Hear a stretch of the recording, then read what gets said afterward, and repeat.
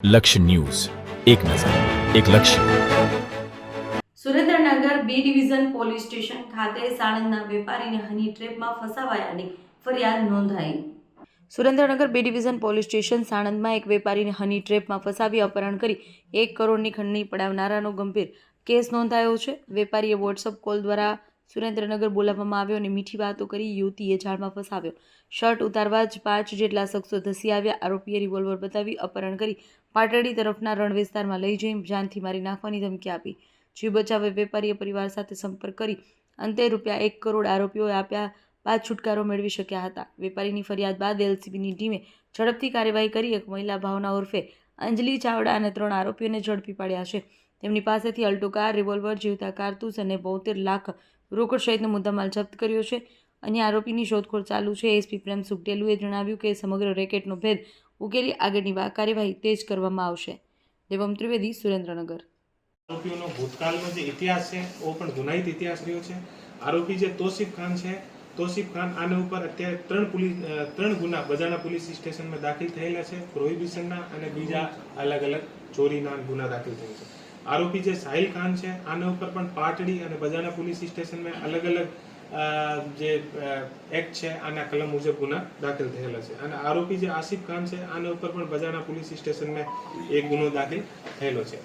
એ લોકો જે ફરિયાદી હતા, આ ફરિયાદી આને ખબર પડી કે જે ફરિયાદી જમીનનો અને બીજો બિઝનેસમેન છે, તો આને જમીનનો લાલચ આપીને અને અહીંયા અલગ અલગ જમીન જોવા માટે સુરેન્દ્રનગરમાં બોલાવવામાં આવ્યો હતો. અને પછી એને પોતાના મોબાઈલ નંબર, બધા લોકોને મોબાઈલ નંબર આપ્યા અને મોબાઈલ નંબર સાથે જે આ છોકરી છે આને સાથે આનો સંપર્ક કરાવ્યો. સંપર્ક કરાવીને અને આને મોબાઈલ ઉપર અલગ અલગ ચેટ કરવાની શરૂ કરાવી અને પછી એને સુરેન્દ્રનગર બોલાવ્યા જમીન જોવા માટે અને બીજો બિઝનેસના માટે. પછી એને ઘરે બોલાવીને અને આને સાથે જે કમરામાં પોતાના લઈ જઈને અને બીજા જે મિત્ર હતા એ તમામ લોકોને બહારથી બોલાવીને અને પછી એ લોકો વેપન લઈને અને આ માણસને આની ગાડીમાં લઈને જે લિટિલ રન ઓફ કચ્છ છે ત્યાં લઈને ગયા અને આને ડરાવીને ધમકાવીને ₹1 કરોડ આ પાસેથી માંગ્યા.